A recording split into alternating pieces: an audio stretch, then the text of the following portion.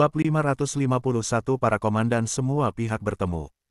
Dalam waktu kurang dari 1 jam, dua pasukan bergegas menuju Cakrawala di kejauhan, dipimpin oleh dua jenderal perkasa yang menunggang kuda.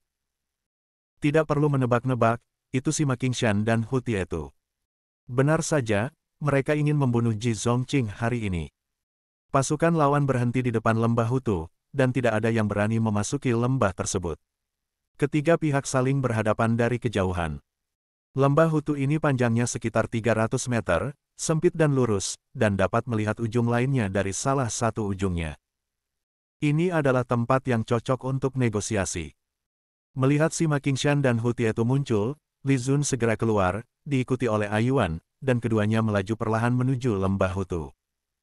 Para prajurit di sekitarnya sangat khawatir. Awalnya, Li Zun seharusnya tidak membahayakan dirinya sendiri, tetapi Li Zun bersikeras melakukannya, dan mereka tidak berdaya. Untungnya, Ayuan sangat ahli dalam seni bela diri dan memiliki perlindungan pribadi, yang menjamin keamanannya. Di seberang jalan ada Jenderal Sima Qingshan dan Jenderal Hu Tietu, kan? Apakah Anda mengerti bahasa dinasti Wu saya? Li Zun berhenti di tengah ngarai dengan menunggang kuda, lalu melihat ke seberang dan tertawa keras. Pihak lain sepertinya memiliki penerjemah, dan setelah beberapa saat, suara Sima Qingshan keluar. Yang mulia, apakah Anda panglima baru tentara Zhenbei? Sima Qingshan bertanya. Tidak melihat Ji Zongqing, Sima Qingshan sedikit mengernyit, merasa sedikit kecewa tapi juga sedikit bahagia. Benar. Li Zun tersenyum. Di mana orang yang kita inginkan? Hu Tietu tiba-tiba berteriak, tanpa basa-basi, langsung ke topik pembicaraan. Terlebih lagi, dia berbicara dengan bahasa dinasti Wu. Hu Tietu memahami bahasa dinasti Wu karena sebagian darahnya berasal dari dinasti Wu, dan ibunya berasal dari dinasti Wu.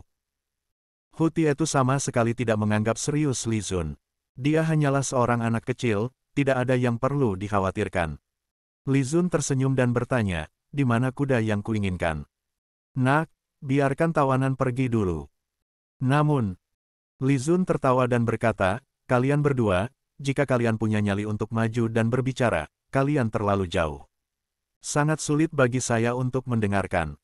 Ini. Hu Tietu segera melaju ke depan dengan mata dingin, menunjukkan bahwa dia sama sekali tidak menganggap serius Li Zun. Sima Qingshan sedikit mengernyit, tapi segera pergi ke lembah Hutu bersama penerjemahnya. Tiba-tiba Hu Tietu masuk. Jika dia tidak masuk, dia pasti akan dipandang rendah oleh para prajurit. Kalaupun ada penjebakan, mungkinkah pihak lain masih bisa memblokir lembah Hutu ini? Oleh karena itu, setelah Sima Qingshan ragu-ragu sejenak, dia dengan percaya diri menunggangi kudanya ke seberang mendekati Li Zun. Dia masih kecil, tidak takut sama sekali. Nak, aku tidak peduli siapa kamu, segera lepaskan dia. Kuda yang kamu inginkan akan diberikan kepadamu. Li Zun mencibir dan berkata, Yang mulia, Anda adalah Jenderal Hu Tietu, prajurit paling bermartabat dari kerajaan Anjing Angin. Mengapa Anda berbicara seperti kentut? Wah, Anda sedang mencari kematian. Ketika dia mendengar kata-kata Li Zun, wajahnya penuh dengan niat membunuh, seolah dia akan membunuh Li Zun jika dia menemukan kesempatan. Dia memegang pedang besar di tangannya, dan dia memutar pedang besar itu. Li Zun melirik pedang besarnya, tanpa mengubah ekspresinya, dan mencibir. Jika saya mati, ibu surimu pasti akan mati juga. Jenderal Hu Tietu harus berpikir jernih. Hu Tietu berhenti berbicara, baru saja berniat ingin membunuh Li Zun. Menatap Li Zun dengan ekspresi mematikan di wajahnya. Tentu saja hal yang sama juga berlaku untuk Li Zun. Cuma bercanda, bagaimana mungkin si bajingan ini Hu Tietu yang menginginkan wanitanya sendiri dan Li Zun akan melepaskannya. Bahkan jika Li Zun tidak bisa membunuhnya hari ini, Li Zun pasti akan membunuhnya besok. Yang mulia, Anda harus membiarkan saya melihat dan bertemu orang-orang kami terlebih dahulu, bukan? Sima Qingshan berkata dengan sungguh-sungguh. Itu wajar. Mendengar suara penerjemah, Li Zun mengangguk ringan dan melambai ke belakang, lalu panseng yang disumpal mulutnya dan diantar ke depan tentara. Li Zun berkata dengan ringan, Jenderal Sima, apakah Anda puas? Atau haruskah saya meminta semua tahanan keluar dan membiarkan jenderal mengenali mereka semua satu persatu? Sima Qingshan sedikit mengernyit, menatap Li Zun, lalu berkata, Tidak perlu. Nak, aku di mana ibu suri kami? Hu Tietu segera berteriak. Li Zun terlalu malas untuk berdebat dengan Hu Tietu, jadi dia melambaikan tangannya dan meminta Tuo Tuo dibawa keluar. Melihat Tuo Tuo, mata Hu Tietu bersinar karena kegembiraan. Kegembiraan ini secara alami ditangkap oleh Li Zun, dan seketika dia dipenuhi dengan niat membunuh. Lepaskan dia segera, kata Hu Tietu dingin. Terlihat agak kejam. Namun, Li Zun hanya berkata dengan enteng, di mana 1000 kuda yang kuinginkan. Hu Tietu melirik Li Zun dengan ekspresi dingin, dan segera balas melambai. Sima Qingshan juga mengangguk ke belakang. Bab 552, hanya komandan boneka. Sima Qingshan berkata, Yang Mulia, Anda dapat mengirim seseorang untuk pergi ke sana secara pribadi. Sima Qingshan awalnya berencana menukar Pan Seng dan para tawanan hanya dengan 1200 kuda, tapi kemudian dia berubah pikiran, jadi bagaimana jika dia tetap menukarnya sesuai permintaan lawan. Bagaimanapun, jika pertarungan dimulai, tidak peduli berapa banyak dia menukarnya, dia bisa mendapatkannya kembali. Sederhananya, 1500 kuda datang langsung. Apalagi ini adalah kuda perang yang dilatih untuk mundur dengan cepat asalkan bersiul di waktu yang tepat. Mereka juga bisa ditunggangi oleh kavaleri untuk mengejar musuh. Hu Tietu juga berkata dengan dingin, tolong. Li Zun tersenyum ringan dan berkata, tidak perlu, saya percaya kalian berdua. Melihat dua komandan musuh muncul bersama, Li Zun tahu bahwa transaksi ini bukan lagi transaksi sederhana, jadi pihak lain pasti tidak akan melakukannya dengan mudah. Selesaikan transaksi ini dengan cara yang elegan. Jadi, apa gunanya tetap menghitung? Hu Tietu dan Sima Qingshan tiba-tiba terkejut. Tanpa diduga, anak laki-laki ini begitu lugas dan tidak takut sama sekali jika mereka menipu. Namun, gambaran besar apa yang bisa dimiliki oleh seorang anak kecil? Itu mungkin diajarkan oleh si rubah tua Ji Zongqing. Keduanya masih tidak yakin apakah Ji Zongqing akan datang, jadi mereka tidak bertindak gegabah. Tujuan mengumpulkan pasukan dan memobilisasi orang seperti ini kali ini adalah untuk membunuh Ji Zongqing. Jika tidak, jika anak laki-laki di depannya terbunuh dan Ji Zongqing dibiarkan melarikan diri kembali ke kota Fenghuo, maka perjalanan ini akan sia-sia. Ji Zongqing adalah orang yang menakutkan. Adapun seorang komandan boneka di mata mereka, mereka tidak menganggapnya serius sama sekali. Hanya seorang anak kecil. Oke, kalau begitu, tolong beri aku perintah untuk melepaskannya. Hu Tietu juga memandang Li Zun dengan mata dingin dan berkata, lepaskan dia. Begitu perang dimulai, dia akan segera membunuh orang ini. Anak ini sebenarnya berani meremehkan dirinya sendiri, dia tidak tahu bagaimana hidup atau mati. Ayuan secara alami merasakan niat membunuh Hu Tietu dan segera menjadi waspada. Pedang yang diambil Li Zun dari Raja Anjing Angin dipegang erat di tangannya dan dia akan menghunuskannya untuk membunuh musuh kapan saja. Biarkan kudanya datang dulu, Li Zun berkata dengan tenang. Tidak, biarkan dia pergi dulu. Hu Tietu sangat marah. Beraninya kamu menegosiasikan persyaratan dengan diriku dan mencari kematian. Sima Qingshan juga memandang Li Zun dengan dingin, maksudnya jelas. Hahaha. Li Zun segera mencibir, mengekang kudanya, berbalik, dan berkata kepada Ayuan. Sepertinya mereka tidak memiliki ketulusan. Kembalilah dan bunuh para tahanan dan hentikan kesepakatan ini. Bekerja sama dengan baik dan dengan cepat menoleh, dan mereka berdua berkuda kembali. Ketika Hu Tietu mendengar ini, dia langsung menjadi cemas, dia menatap Li Zun dan berteriak dengan marah, baiklah, saya akan melepaskan kudanya dulu. Ketika Sima Qingshan mendengar kata-kata penerjemah, wajahnya menjadi pucat dan dia segera berkata, oke, ayo lepaskan dulu.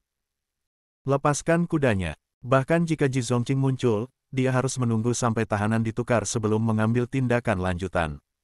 Li Zun perlahan menolehkan kepala kudanya, memandang mereka berdua dengan senyuman di wajahnya, dan berkata sambil tersenyum, bukankah lebih baik membiarkan kudanya pergi lebih awal? Kalian berdua berpura-pura menjadi apa? Mungkinkah kalian tidak memahami situasinya dengan jelas? Hu Tietu wajahnya sangat muram, seolah dia ingin langsung membunuh Li Zun. Sima Qingshan juga menatap Li Zun. Orang ini memang punya beberapa trik, tapi dia meremehkannya. Lebih dari 2000 kuda didorong ke atas sinyal perintah dari Hu Tietu dan kedua anak buahnya. Li Zun melambaikan tangannya, dan beberapa orang segera keluar di belakangnya untuk menerima kuda. Ketiga jenderal itu terus saling berhadapan, dan tidak ada yang mundur. Ketika orang-orang Li Zun berhasil mengambil alih kuda-kudanya, Li Zun tersenyum dan berkata, "Terima kasih dua jenderal." Hu Tietu menatap Li Zun sambil mengertakkan gigi, "Lepaskan mereka." Sima Qingshan juga berkata dengan acuh tak acuh, "Tolong penuhi janjimu." Dia melirik kuda-kuda yang telah diusir dari lembah Hutu, dan ada sedikit lelucon di matanya. Bagaimana jika dia segera memanggil kudanya kembali? Tunggu sebentar, ini bukan hanya soal bersiul. Cepatlah. Hu Tietu tentu saja memiliki perhitungan yang sama. Oke, Li Zun tersenyum dan segera melambaikan tangannya, meminta orang-orang melepaskan tahanan Pan Seng dan para prajurit kerajaan Yan terlebih dahulu. Kemudian, Li Zun memberi isyarat kepada Aiyuan untuk menoleh dan bersiap untuk kembali. Hu Tietu langsung berteriak, "Nak, jika kamu berani mempermainkanmu, aku akan membunuhmu." Melihat Li Zun berusaha melarikan diri, Hu Tietu langsung berteriak dengan marah. Bab 553 Berciuman dan lepas landas di depan umum. Tiba-tiba Tietu sangat marah. Namun, Li Zun tidak takut sama sekali, dan berkata, "Kamu tidak ingin ibu surimu matikan. Jadi cobalah saja kalau berani. Saat aku kembali ke pasukanku, aku akan membiarkan ibu surimu pergi. Ayo pergi, Aiyuan."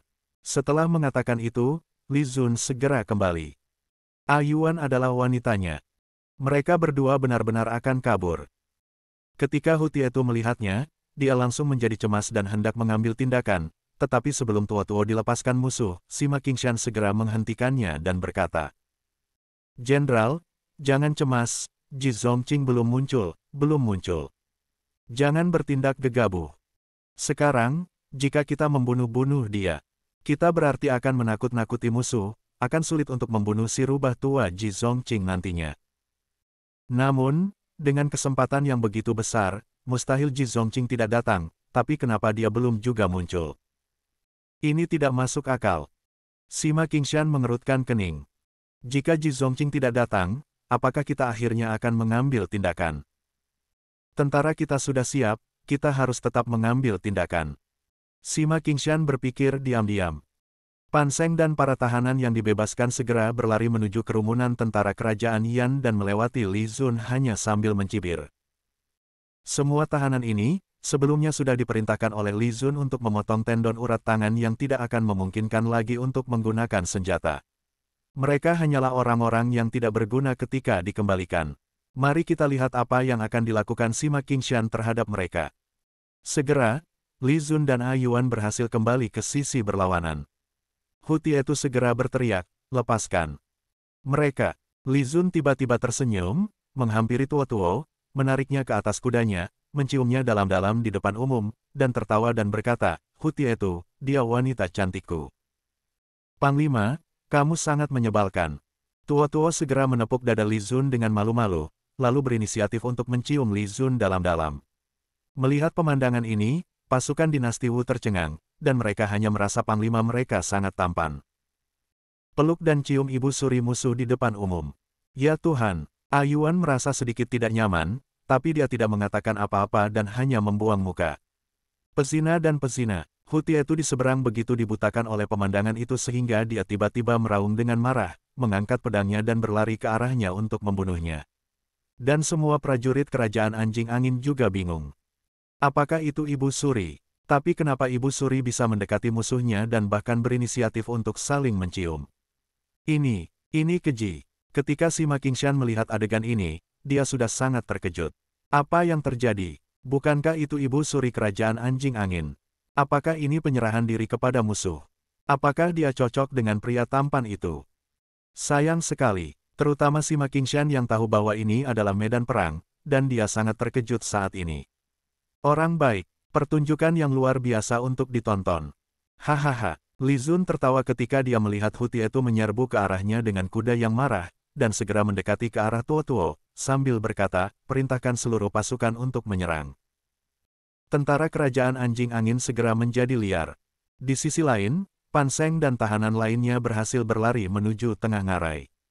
"Jenderal, urat tangan kami putus dan kami sudah cacat. Jenderal, tidak perlu menukarkan saya dengan kuda." "Apa? Ketika Sima Qingshan mendengar ini, dia sangat marah. Dia hampir meledak dalam kemarahan. Dia meraung ke arah tentara Zhenbei yang telah berbalik dan melarikan diri. Betapa beraninya kalian. Beraninya kalian menggangguku. Sampaikan perintah saya dan seluruh pasukan segera menyerang. Bunuh mereka. Semua pasukan segera menyerang. Semua pasukan menyerang. 5.000 tentara Yan segera menyerang. Ketika pasukan kerajaan Anjing Angin melihat jenderal mereka juga telah menyerang, mereka segera mengejarnya. Bergegas membunuh pasukan dinasti Wu. Bunuh. Panglima, kami melindungimu. Para jenderal tentara Zhenbei melihat bahwa Hu Tietu memimpin pasukan dan memimpin pengejaran. Pasukan besar di belakangnya telah menyerbu ke lembah Hutu. Li Zun dipeluk erat di pinggangnya oleh Tuo. Dia berbalik dan menatap Hu Tietu di belakangnya. Sudah ada prajurit Zhenbei yang mendekat dengan menunggang kuda. Mereka ingin bertarung dengan Hu Tietu.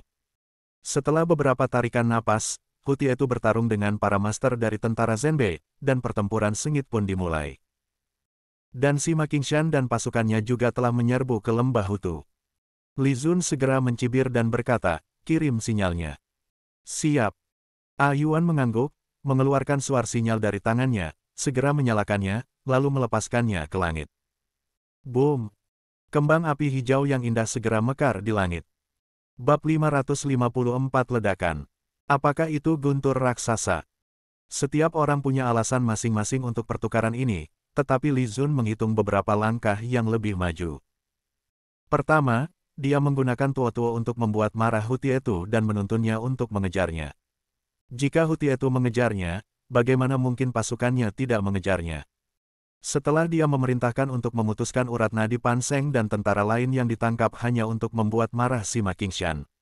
Sima Qingshan menyadari bahwa dia telah ditipu, tidak peduli seberapa berhati-hatinya dia masih bisa menjaga kewarasannya setelah melihat Hu Tietu bergegas menyerbu.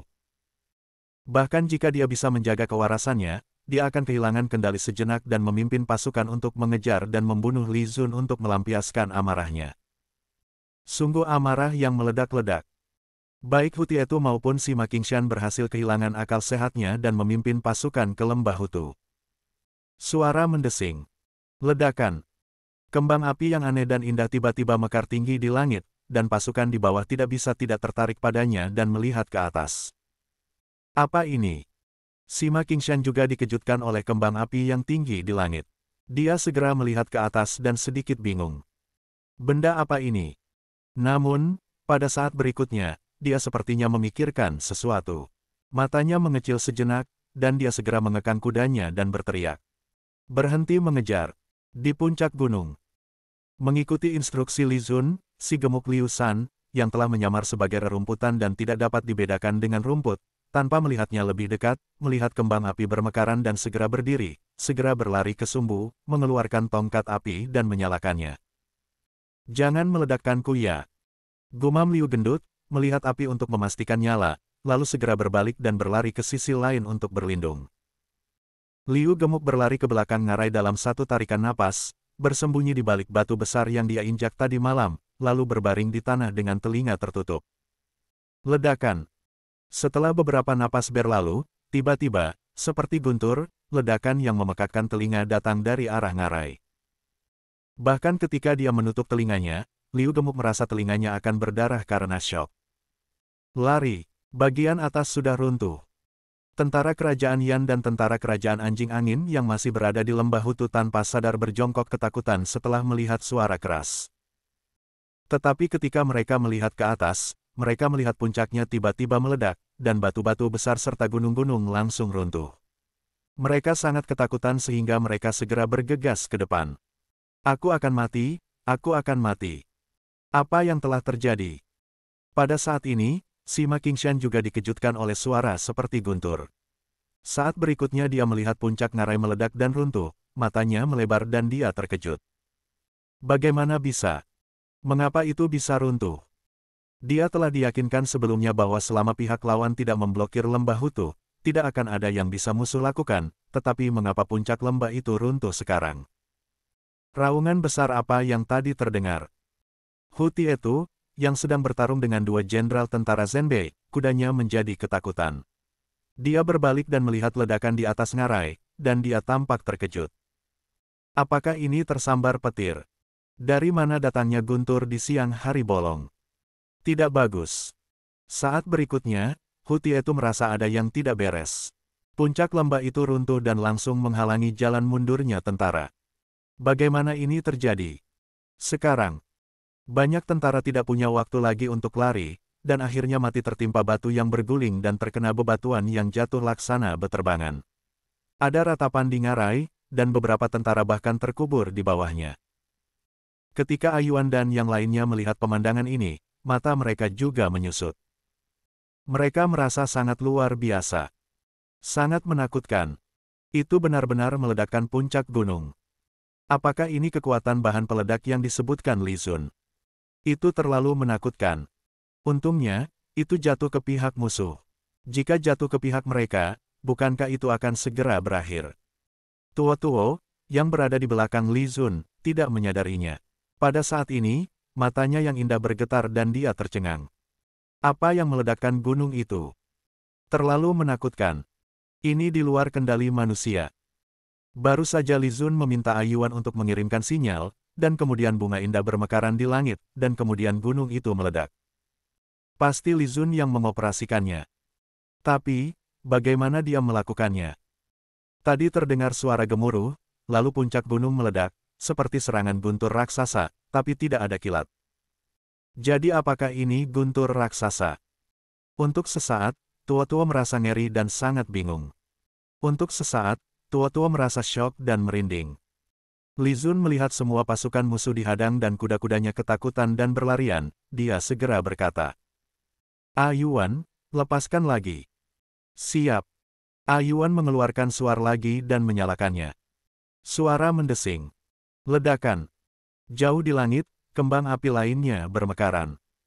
Bab 555 Kekuatan Granat yang Menakutkan.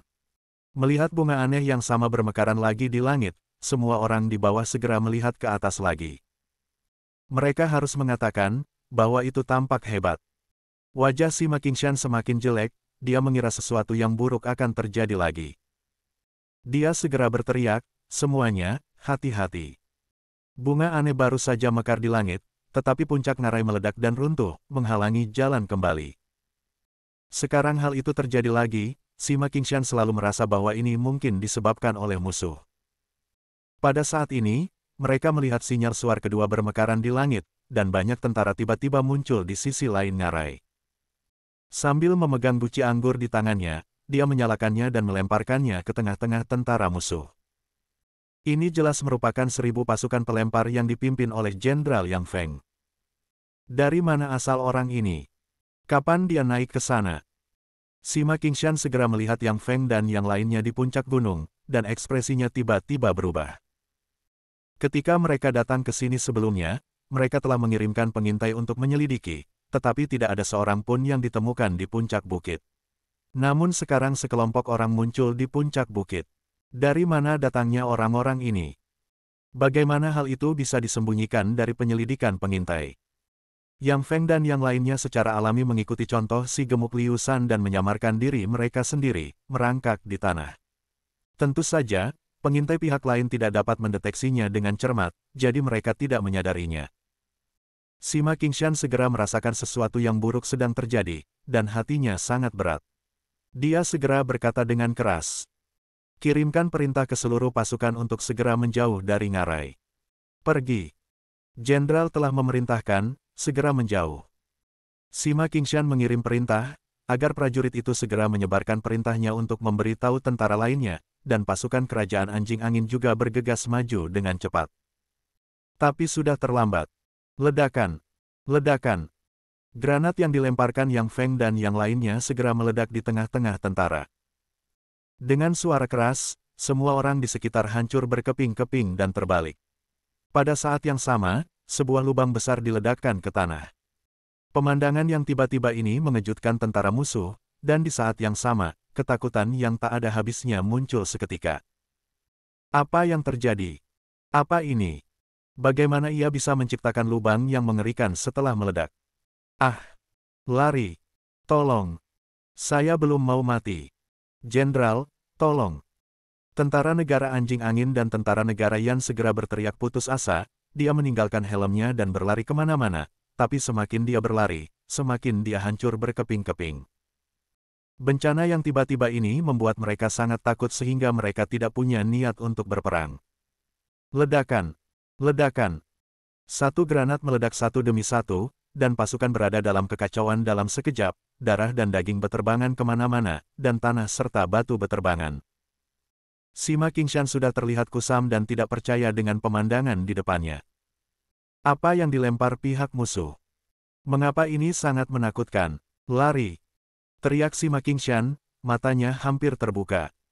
Ketakutan yang tak ada habisnya muncul di hatinya. Kuda di bawahnya tidak mematuhi perintah dan berlarian tak tentu arah. Saat ini, sebotol anggur jatuh tidak jauh darinya. Sima Qingshan merasa sekelilingnya sunyi sesaat, dan matanya tertuju pada botol anggur yang meledak di bawah tatapannya, dan kemudian meledak ke tanah. Setelah itu, meledakkan dia. Jenderal! Beberapa tentara melihat pemandangan ini dan segera berlari. Hu Tietu juga terkejut, dia yang selalu tenang, menunjukkan ekspresi ketakutan di wajahnya untuk pertama kalinya.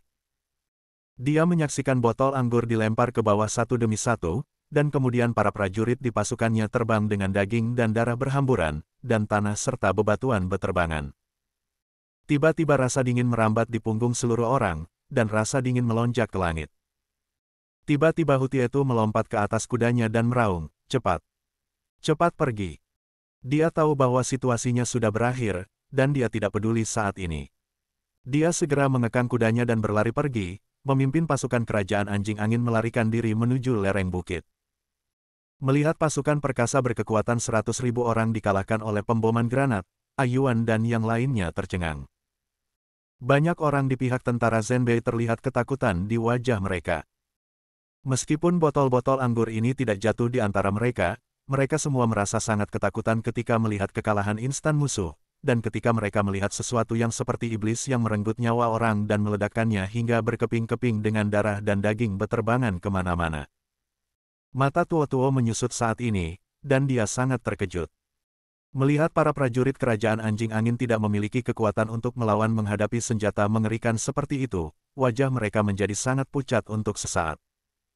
Dia segera meraih lengan Li Zun dan berteriak kepada Li Zun. "Berhenti, suruh mereka berhenti." Bab 556, pada akhirnya, tidak ada yang akan menang dalam perang.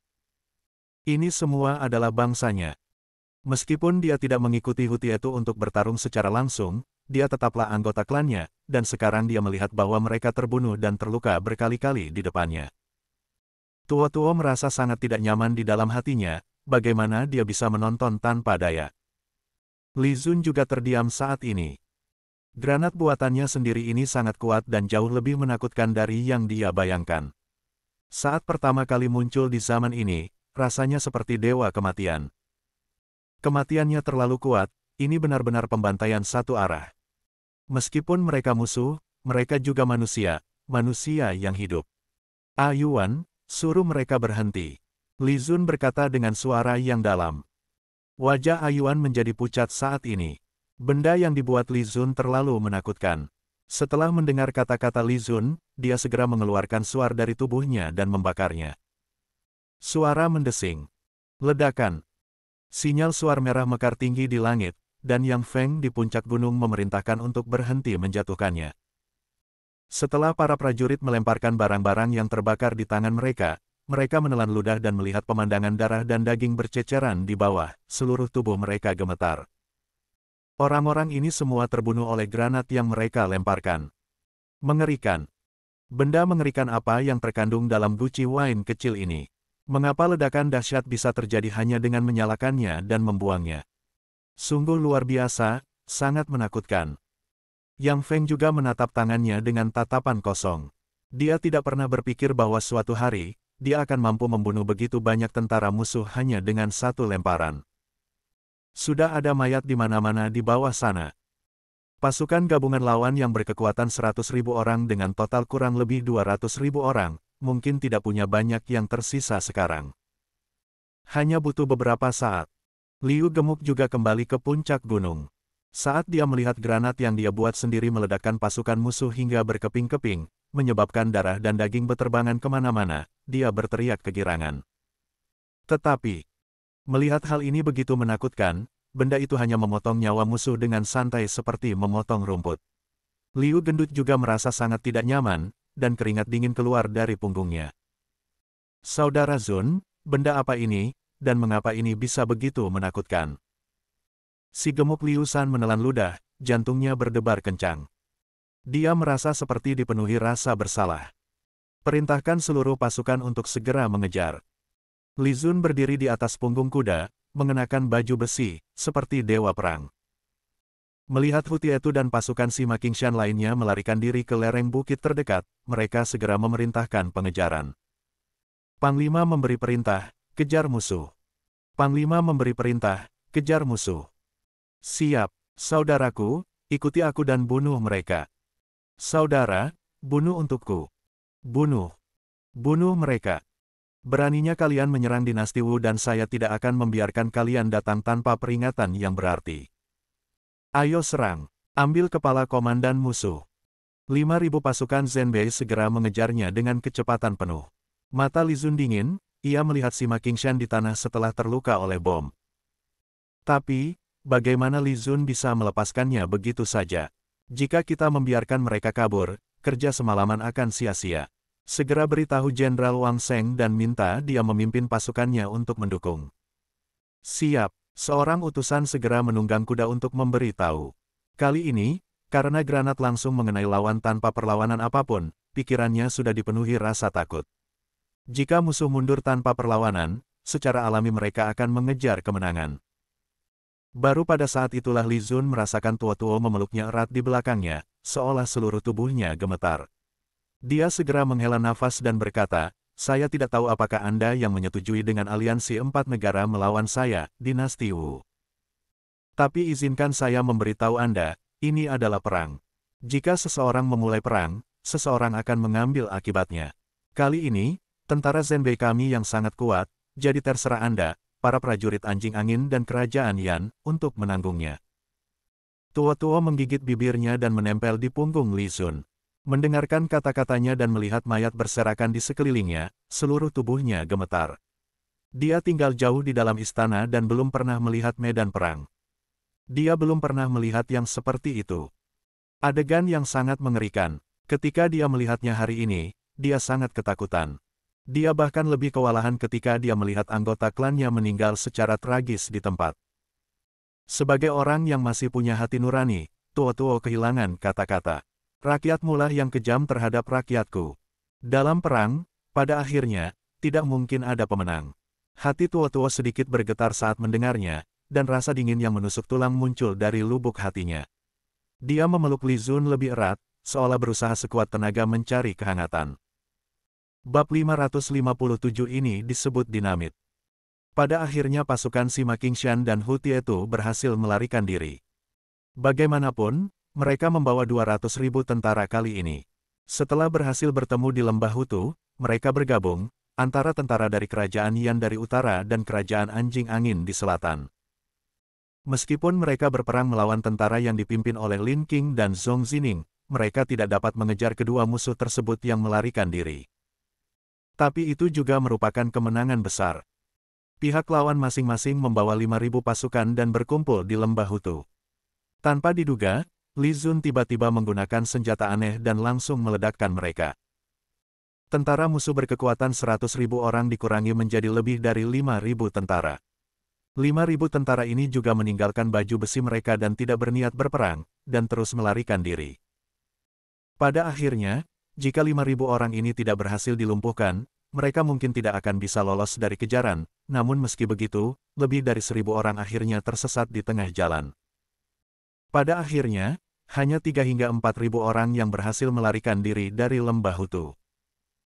Musuh, yang awalnya tiba dengan momentum yang besar, tetapi mereka tidak menyangka akan terjadi pemandangan yang suram ketika pembantaian itu terjadi.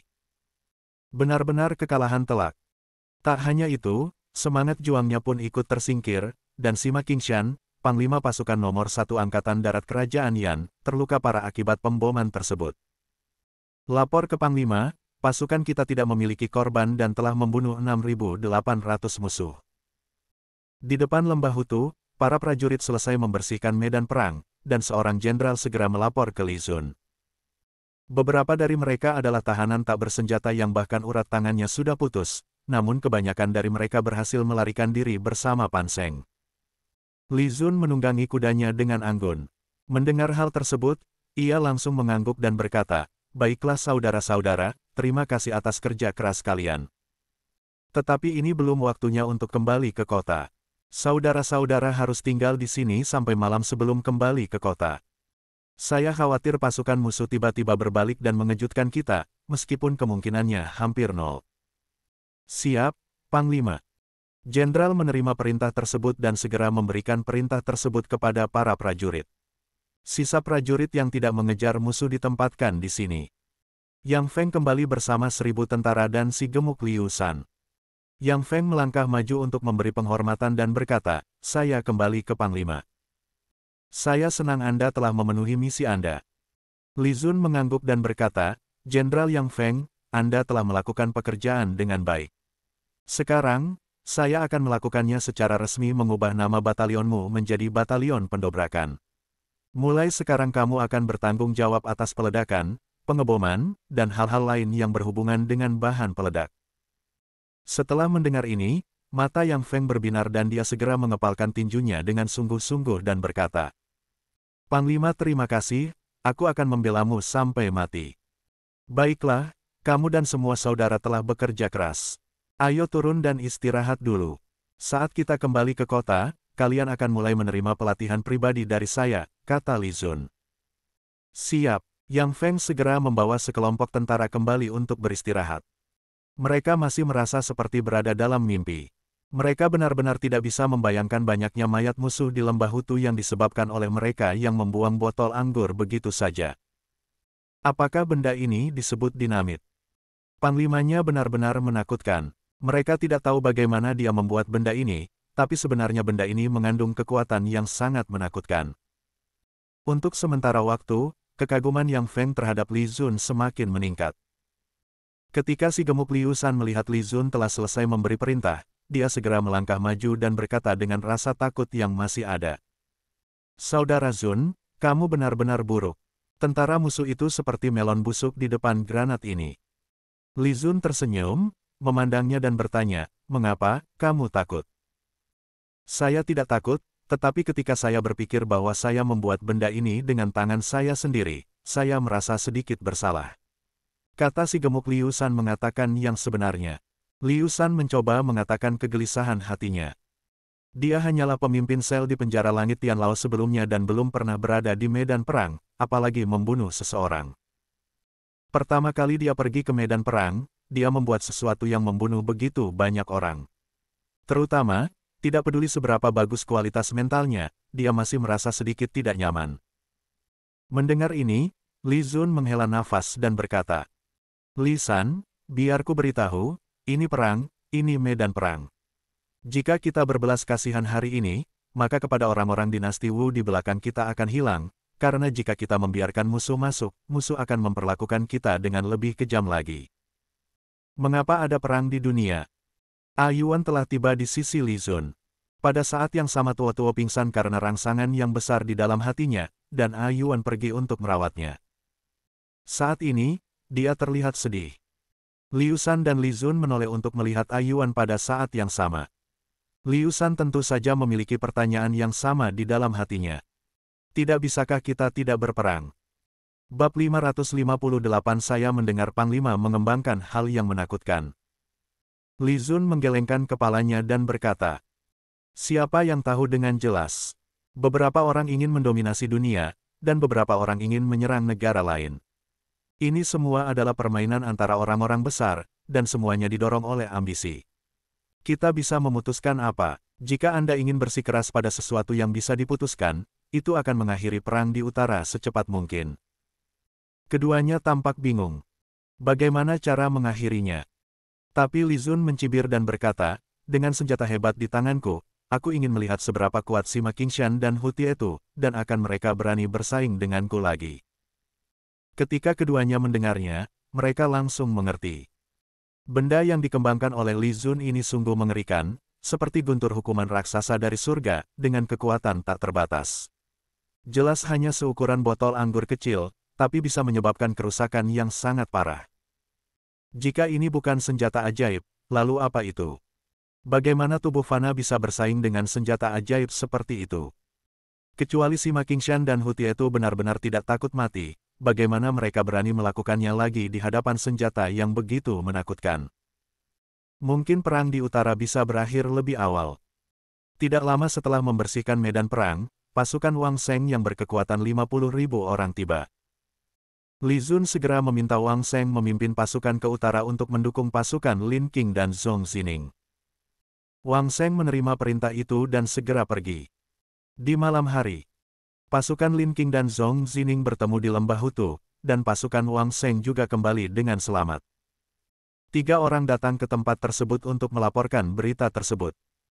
Konon mereka akhirnya menghadapi musuh dan berhasil membunuh lebih dari 30.000 pasukan musuh dari hampir 200.000 pasukan, namun mereka juga kehilangan lebih dari 4.000 pasukannya sendiri. Akhirnya musuh mundur dan kembali ke utara. Sayang sekali. Mereka hanya bisa membiarkan Sima Qingshan dan Hu Tietu melarikan diri, gagal memenggal kepala kedua jenderal musuh tersebut. Li Zun merasa sedikit menyesal setelah mendengar ini. Tujuan mobilisasi pasukan pihak lawan kali ini adalah untuk membunuh Ji Zongqing, tetapi karena lelaki tua itu tidak datang, tentu saja mustahil bagi pihak musuh untuk berhasil. Namun dia mengerahkan begitu banyak pasukan hanya untuk mengejar kedua jenderal musuh tersebut, bahkan dia sampai membeberkan keberadaan bahan peledak. Peledak. Tapi Li Zun tidak menyangka dengan harga sebesar itu, dia tidak bisa melumpuhkan jenderal musuh. Li Zun tentu saja kecewa di hatinya. Li Zun mengangguk dan berkata, "Terima kasih atas kerja keras kalian. Saat kita kembali ke kota, saya secara pribadi akan menginstruksikan dapur untuk menyiapkan hidangan bagi para prajurit." Prajurit. Ini juga menyoroti kekuatan tempur tentara Zhenbei yang tak tertandingi. Tentu saja, sebagian dari hal ini disebabkan oleh pasukan pengebom, dan karena taktik Li Zun digunakan dengan benar, taktik Blitzkrieg telah mengakar kuat di hati pasukan. Jika tidak, kekuatan tempur asli tentara Zhenbei saja tidak cukup untuk membunuh 30.000 musuh, dan hanya 4.000 tentara dan kuda yang hilang. Bahkan dengan bertarung menunggang kuda membutuhkan lebih dari 10.000 orang untuk bertarung sampai mati.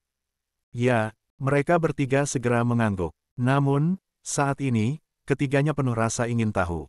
Tentu saja dalam perjalanan pulang mereka telah mendengar gosip di lembah Hutu. Mengetahui jenderal yang memimpin pasukannya mengejar pasukan musuh, Li Zun sangat senang ketika mereka kembali. Dikatakan bahwa Panglima telah mengembangkan sesuatu yang sangat kuat.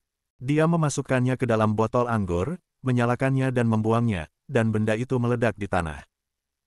Seperti guntur dan hukuman dari langit, tentara musuh terbang dengan darah dan daging berceceran, dan mereka bisa dikatakan tak berdaya di seluruh lapangan pertempuran. Dalam perjalanan pulang, para tentara melewati lembah Hutu. Ketika mereka melihat ke atas, mereka melihat bahwa bagian atas lembah telah runtuh, dan tanahnya penuh dengan lubang-lubang. Sungguh menyedihkan untuk dilihat. Mereka bertiga terkejut. Apa yang bisa menyebabkan kerusakan seperti itu? Ini terlalu menakutkan. Lin Qing berpikir sejenak, lalu mengertakkan gigi dan bertanya atas nama mereka bertiga, "Panglima, saya mendengar bahwa Anda mengembangkan benda mengerikan yang terkandung dalam botol anggur. Saya ingin tahu apa itu." Hatinya begitu terangsang sehingga dia tidak bisa menahannya. Dia tahu tentang botol anggur. Botol anggur dari anggur lontai yang dibawakan Li Zun memiliki pengaturan yang aneh, jadi pasti mengacu pada itu. Hanya saja ada sesuatu di dalamnya yang bisa sangat menakutkan. "Dengarkan kata-kata saya." Li Zun melirik ketiga orang itu, lalu tersenyum dan berkata, "Tidak apa-apa untuk memberitahu kalian, benda itu disebut bahan peledak. Dan aku mengembangkannya menjadi sesuatu yang disebut granat. Asalkan menyala dan dibuang, tempat di mana itu akan hancur. Itu meledak dengan keras. Kalian bertiga pasti sudah melihatnya ketika kamu kembali. Mulai sekarang, benda ini akan menjadi kartu truf saya di utara.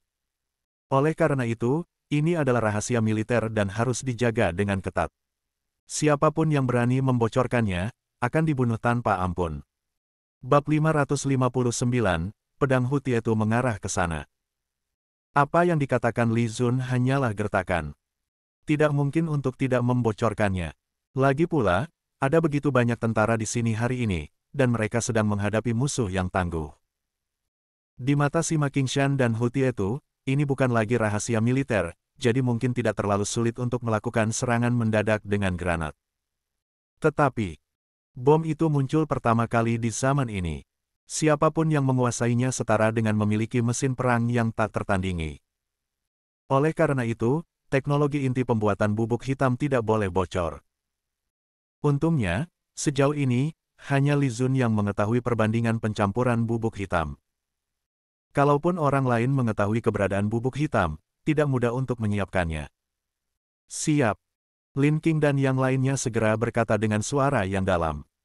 Senjata menakutkan seperti itu secara alami sangat penting, dan ketiganya sangat berhati-hati. Di saat yang sama, hati mereka juga menjadi semakin bersemangat. Zhong Zining segera berkata, dengan benda ini, bagaimana kerajaan Yan dan kerajaan Anjing Angin masih berani bertarung lagi dengan kita di utara? Panglima, kita harus mengalahkan Hu Tietu sepenuhnya dan melawan Sima Qingshan agar kembali ke kerajaan Yan. Panglima, saya bersedia memimpin pasukan untuk mengalahkan musuh. Wang Sheng juga segera menjadi bersemangat. Lin Qing juga berkata, Sima Qingshan dan Hu Tietu pasti ketakutan. Bintang-bintang di langit cerah. Cahaya bulan bagaikan tabir, menyebar ke seluruh bumi. Pemandangan malam di padang rumput sungguh indah. Pasukan Hu Tietu telah kembali ke kerajaan Anjing Angin. Istana ini terang benderang saat larut malam. Hu Tietu kembali ke istana dalam keadaan malu, memegang pedang panjang. Wajahnya tetap jelek seperti biasanya, seolah-olah dia baru saja menghadapi bencana besar. Para pejabat di istana sangat terkejut melihat hal ini. Mereka belum pernah melihat Hu Tietu seperti ini sebelumnya. Tak perlu dikatakan lagi, saya tahu itu pasti gagal. Kalau tidak, Hu Tietu tidak akan seperti ini. Raja Anjing Angin juga tampak terkejut, dan langsung bertanya, apa yang terjadi dengan jenderal? Hari ini kamu pergi ke selatan untuk berperang, tetapi apakah kamu berhasil membunuh Ji Zongqing? Dan, di mana Ibu Suri? Bukankah dia akan datang? Hah, Ratu tidak ada di sini. Ketika Hu Tietu mendengar Raja Anjing Angin menyebut nama Tuo, wajahnya berubah muram dan dia berkata dengan marah, jangan menyebut perempuan jalang ini di depanku lagi. Jenderal, kamu tidak boleh mempermalukan ibuku. Ketika Raja Anjing Angin mendengar ini, wajahnya langsung memerah dan dia tidak bisa menahan untuk tidak berbicara dengan suara yang dalam. Raja Anjing Angin mempunyai pemikiran tentang Tuo dan diam-diam menganggapnya sebagai istri terlarangnya. Sekalipun Hu Tietu berusaha menginginkannya dan bahkan secara terbuka mengatakan bahwa dia ingin menikahi Tuo, hal itu tidak mengubah pikiran batinnya. Sekarang Hu Tietu benar-benar memanggilnya perempuan jalang, bagaimana Raja Anjing Angin bisa setuju? Sekarang, seluruh aula istana tiba-tiba berubah warna. Suasana tiba-tiba mencekam. Mereka tercengang dan tidak dapat mempercayai telinga mereka. Jenderal Hu Tietu sebenarnya menyebut Ibu Suri jalang yang menyebalkan. Yang lebih mengejutkan lagi adalah Raja Anjing Angin yang selama ini takut pada Hu Tietu, kini terang-terangan menantang Hu Tietu demi Ibu Suri. Ini sungguh luar biasa. Raja Anjing Angin menunjukkan kekuatannya untuk pertama kalinya. Namun, Hu Tietu tiba-tiba mengangkat pedang panjang di tangannya, mengarahkannya ke Raja Anjing Angin, dan berkata dengan suara yang dalam, aku akan mempermalukannya. Sungguh lelucon. Saren Tuo tidak memiliki rasa malu, dan dia benar-benar melakukan sesuatu yang tidak tahu malu dengan komandan negara musuh. Ini yang dilihat oleh para prajurit dengan mata kepala mereka sendiri. Mungkinkah saya akan memfitnahnya? Tidak. Tidak, bagaimana mungkin Ratu Raja Anjing Angin ditunjuk Hu Tietu dengan pedang panjangnya, dan wajahnya menjadi pucat karena ketakutan. Setelah mendengar tindakan Tuo, matanya melebar dan dia tidak bisa mempercayainya sama sekali. Adegan ini juga membuat takut semua menteri, dan mereka tiba-tiba kehilangan kemampuan berpikir. Hu Tietu, meskipun dia memiliki pasukan yang besar dan selalu sombong dan angkuh, tidak pernah begitu tidak hormat kepada Raja Anjing Angin, tapi sekarang dia secara terbuka menghunus pedangnya ke arahnya, yang segera membuat takut para pejabat. Hu Tietu mendengus dingin, memandang Raja Anjing Angin yang berusia 15 atau 16 tahun dengan dingin, dan berkata, aku akan memberitahumu bahwa kamu dapat duduk di posisi ini hanya jika aku setuju. Jika aku tidak setuju, kamu pikir kamu ini siapa? Bab 560 Tentara Yan kembali dengan kekalahan besar. Jenderal, harap tenang. Jenderal, pikirkan dua kali. Jenderal, Anda tidak boleh melakukan ini. Para menteri segera terkejut dan mulai membujuk sang jenderal. Tidak ada yang berani mengatakan bahwa Huti itu setengah hati. Sekalipun perilakunya sangat memberontak dan tidak etis, dia bersalah dalam hal ini. Namun betapapun setianya menteri tersebut, dia tidak akan berani menentang Huti itu secara terbuka, jika tidak, dia hanya akan mencari kematian. Sekarang, wajah Raja Anjing Angin sangat pucat, dan dia jatuh ke singgasana, menatap Huti itu dengan putus asa, dengan ketakutan di matanya. Sungguh memalukan bagi seorang raja suatu negara untuk melakukan apa yang dia lakukan. Jika kamu berani berbicara kasar kepadaku lagi di masa depan, kamu tidak perlu duduk di kursi ini lagi. Mata Huti itu sedingin besi. Dia menjatuhkan kata-kata ini dengan dingin, meletakkan pedangnya dan melangkah keluar aula istana. Tidak ada yang berani menghentikannya. Malam ini, ambisi Huti itu terungkap sepenuhnya, dan Raja Anjing Angin benar-benar menjadi raja boneka. Huti itu berjalan keluar dari aula istana dan di luar istana, Taigu, jenderal kedua Raja Anjing Angin, sudah menunggu di sana bersama pasukannya. Tiegu tidak pergi ke selatan kali ini, tetapi dia telah mendengar tentang kekalahan tentara mereka. Beberapa tentara lolos dari kematian di lembah Hutu, dan mereka mungkin ketakutan dan mengalami gangguan mental. Dari mulut prajurit yang tersisa, dia mengetahui bahwa pihak lawan menggunakan senjata mengerikan yang langsung menghancurkan pasukan hingga berkeping-keping. Pasukan gabungan 100.000 orang dengan Sima Qingshan sebenarnya tidak mampu melawan sama sekali di bawah senjata menakutkan lawan. Pada akhirnya, mereka kehilangan pasukan dan hanya orang-orang ini yang lolos. Tiegu juga kaget saat mendengar ini. Segera setelah dia mendengar bahwa Huti itu kembali, dia menunggu di luar istana, bersiap untuk menemuinya dan ingin mengetahui cerita mendalam tentang masalah tersebut. Tiegu, saya izin bertemu Jenderal Agung. Tiegu melihat sosok Huti itu dan segera melangkah maju untuk memberi penghormatan. Huti itu mengangguk, melihat ke arah ribuan pasukan yang dikumpulkan oleh Tiegu untuk mempertahankan kota, dan berkata, "Kamu melakukan pekerjaan dengan baik." Tiegu gagal mempertahankan kota terakhir kali, dan pasukan Li Zun menerobos kota kerajaan dapat dikatakan bahwa dia benar-benar terhina. Saat ini, Huti itu memujinya karena melakukan pekerjaannya dengan baik, dan dia tiba-tiba menghela nafas lega. "Jenderal, kudengar tentara Zenbei sialan itu menggunakan senjata yang mengerikan," kata Tiegu segera. Tapi bahkan sebelum dia selesai berbicara, pedang panjang Huti itu sudah berada di tenggorokannya. Ada sedikit rasa dingin di tenggorokannya dan dia sangat ketakutan sehingga dia tidak dapat berbicara lagi, dan dengan cepat berteriak. "Jenderal, tolong selamatkan hidupku, Jenderal, tolong selamatkan hidupku." Dengan ekspresi dingin, Huti itu berkata, "Jika kamu berani bertanya lagi, aku akan langsung membunuhmu." "Ya, ya, ya." Taigu segera mengangguk dan segera mengundurkan diri.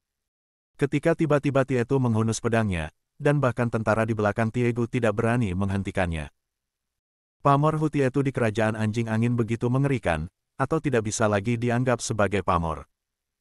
Ketakutan yang mengakar kuat di hati para prajurit, dan tidak ada yang berani untuk tidak menaatinya. "Pergi, bawa orang-orangmu dan pergi ke kamp militer. Saya ingin memberimu sesuatu." Huti itu meletakkan pedangnya dengan acuh tak acuh. "Ya, ya, Jenderal, kami segera pergi." Tiegu tidak berani membangkang, dan segera memimpin anak buahnya ke kamp militer. Ketika Huti itu melihat Tiegu memimpin orang-orang pergi, dia menghela nafas panjang. Memikirkan apa yang terjadi di lembah Hutu pada siang hari tadi, hatinya menegang. Dia sebelumnya bercita-cita ingin menaklukkan dunia, dan seluruh wilayah utara tahu namanya, dan tidak ada yang berani menghinanya. Di bawah kepemimpinannya, pasukan kerajaan Anjing Angin bergerak melintasi seluruh padang rumput utara. Dia melihat banyak hal dan melihat berbagai macam senjata. Tapi hari ini, dia sudah melihat senjata yang begitu mengerikan dalam hidupnya. Apa-apaan ini? Itu memiliki kekuatan yang sangat menakutkan. Menyakitkan tentara seperti melon busuk. Huti itu melihat ke langit malam dan bergumam pada dirinya sendiri, dengan ekspresi ketakutan yang mendalam di wajahnya. Di punggung Bukit King Feng. Setelah perjalanan gila-gilaan, pada siang hari kedua, Sima Qingshan dan pasukannya yang terluka parah akhirnya tiba di punggung Bukit King Feng. Sima Ye, yang tidak ikut ekspedisi, melihat bahwa pasukannya sedang mengalami kemunduran, dan sekilas dia tahu bahwa dia telah menderita kekalahan besar. Kemudian dia melihat pamannya, Sima Qingshan, panglima tentara yang agung, dia dibawa kembali setelah terluka parah dan tidak sadarkan diri. Seluruh orang terkejut saat itu juga. Apa yang sebenarnya terjadi? Kerajaan Anjing Angin mengirimkan 100.000 tentara, tentara kita mengirim 100.000 tentara, dan pasukan agung yang terdiri dari 200.000 tentara pergi ke selatan. Mengapa hasilnya seperti ini? Sima Ye tidak bisa mempercayai apa yang dilihatnya. Mengapa pawai besar-besaran seperti itu kembali berakhir dengan kekalahan? Bahkan jika kamu dikalahkan, kamu harus mundur tanpa cedera. Pan Seng, yang telah melarikan diri dengan selamat, segera melangkah maju dan berkata dengan berlinang air mata. Bersambung ke bab 561. Terima kasih.